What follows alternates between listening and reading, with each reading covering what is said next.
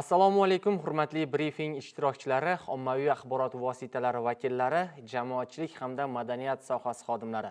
Bugungi brifingimiz Andijon viloyati madaniyat boshqarmasining 2025-yilning birinchi choragida amalga oshirilgan ishlari, erishilgan natijalar, mavjud muammolar va kelgusidagi ustuvor rejalar yuzasidan jamoatchilikni xabardor qilish, ochiqlik, shaffoflik tamoyillariga amal qilgan holda axborot berish maqsadida tashkil etilmoqda.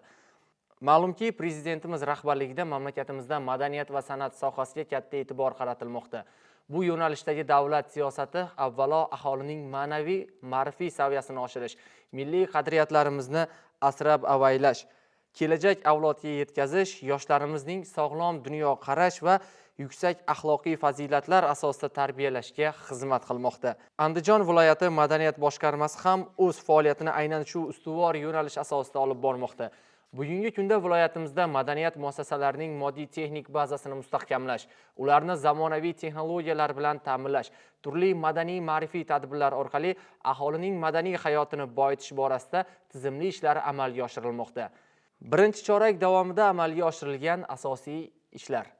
Andijon viloyati madaniyat boshqarmasi tasarrufida 138 ta tizim tashkilotlari mavjud bo'lib, shundan 3 ta viloyat teatri, bitta ixtisoslashtirilgan san'at maktabi, bitta musiqaga ixtisoslashtirilgan maktab internati hamda 29 ta bolalar musiqa va san'at maktabi, bitta O'zbekiston davlat filarmoniyasi, bitta O'zbek milliy maqom san'ati markazi Andijon hududiy bo'limi, bitta O'zbek konsert davlat muassasasi viloyat bo'limi, bitta ko'zi ojizlar kutubxonasi hamda uning shahar tumanlarida 13 ta filiali mavjud bo'lib, shahar tumanlarida 16 ta madaniyat bo'limlari hamda 71 ta madaniyat markazlari faoliyat ko'rsatib kelmoqda.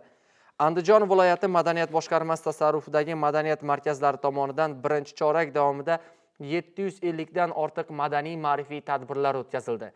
Ularda jami 220 mingdan ortiq tomoshabin jalb qilindi.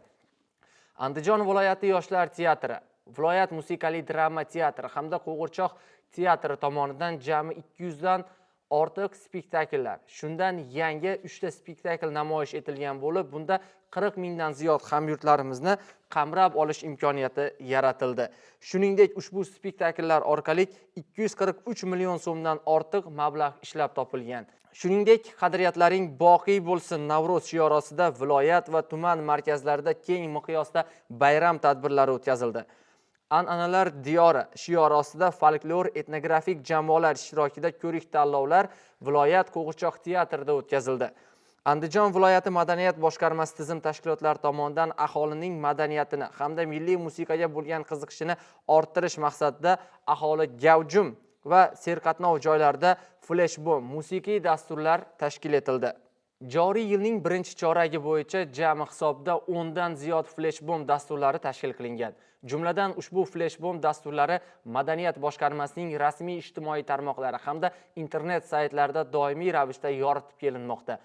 Andijon viloyati madaniyat boshqarmasi boshlig'i hamda uning o'rinbosarlari tomonidan 2025-yilning birinchi choragi davomida sayyor va onlayn qabullarda 18 ta masala ijobiy hal qilingan. Shuningdek, birinchi chorak davomida erishilgan yutuqlar va e'tiborga molik natijalarni ham e'tiboringizga havola etamiz. Andijon viloyati madaniyat boshqarmasi tasarrufidagi ta'lim muassasalarida joriy yilning birinchi choragida katta natijalar qo'lga kiritilmoqda. Jumladan mustaqil davlatlar hamdo'stligi miqyosida tashkil etilgan xalqaro ilmiy va amaliy ko'rik-tanlovda ta'lim muassasalarida faoliyat olib borayotgan ko'plab o'qituvchilar va o'quvchilar ko'krak nishon hamda esdalik sovg'alar bilan taqdirlandilar. Jumladan Navro'z sadolari 11 xalqaro festivalda ham yuqori natijalar qo'lga kiritildi. Andijon viloyati madaniyat boshqarmasi tomonidan raqamlashtirish bo'yicha ham keng ko'lamdagi islohotlar amalga oshirilmoqda. Jumladan joriy yilning birinchi choragida boshqarmaning internet va rasmiy veb saytlari ishga tushirildi. Ularda mas'ul xodimlar doimiy ravishda faoliyat ko'rsatib, ma'lumotlarni joylab bormoqda. Boshqarmaning matbuot xizmati tomonidan birinchi chorak davomida 1100 dan ziyod ortiq materiallar boshqarmaning rasmiy ijtimoiy tarmoqlarida hamda veb saytlarida e'lon qilindi. Shuningdek, raqamlashtirish yo'nalishi bo'yicha tizim tashkilotlarining rahbarlari, xodimlari doimiy ravishda malakasi oshirilib kelinmoqda. Jumladan joriy yilning birinchi choragida 7 nafar rahbar xodimning malakalari oshirildi. Andijon viloyati madaniyat boshqarmasi tomonidan tizim tashkilotlarida davlat xususiy sheriklikni amalga oshirish yuzasidan 2025-yilning o'tgan birinchi chorak davomida jami 4 ta obyekt Andijon viloyati musiqali drama teatri yotoqxona binosi, Asaka tumanidagi 10-son Shodiyona madaniyat markazi, Izboskan tumani 36-son Namuna madaniyat markazi binosi hamda Qo'rg'ontepa tumani ko'zi ojizlar madaniyat markazi binolarida qayta rekonstruksiya qilish va investitsiya kiritish sharti bilan loyihalar amalga oshirilgan bo'lib, tadbirkorlar aniqlanib, ular bilan tegishli hujjatlar tayyorlanmoqda.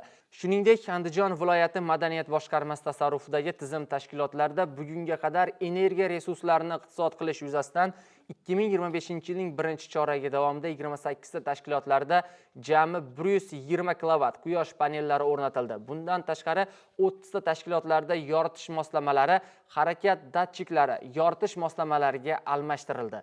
Viloyat madaniyat boshqarmasi tomonidan O'zbekiston Respublikasi Prezidentining 2023-yil 25-yanvardagi 20-sonli qarori ijrosi yuzasidan Andijon ixtisoslashtirilgan san'at maktabi qoshida ansambl tashkil qilinib, ushbu ansamblni faoliyat ko'rsatishi yo'lga qo'yish maqsadida 10 turdagi jami 58,3 million so'mlik musiqa va cholg'u asboblari hamda 4 turdagi qiymati 72 million so'mlik bo'lgan sahna liboslari bilan ta'minlandi.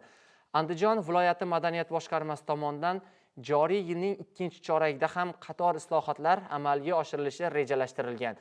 Bugungi uchrashuvimiz davomida sizlarga Andijon viloyati madaniyat boshqarmasining joriy yilning birinchi choragida amalga oshirilgan ishlari, erishilgan yutuqlari, mavjud muammolar va kelgusidagi ustuvor vazifalar yuzasidan batafsil ma'lumotlarimizni taqdim etdik. Ishonamizki, ushbu ochiq muloqot madaniyat sohasi rivojida muhim o'rin tutadi.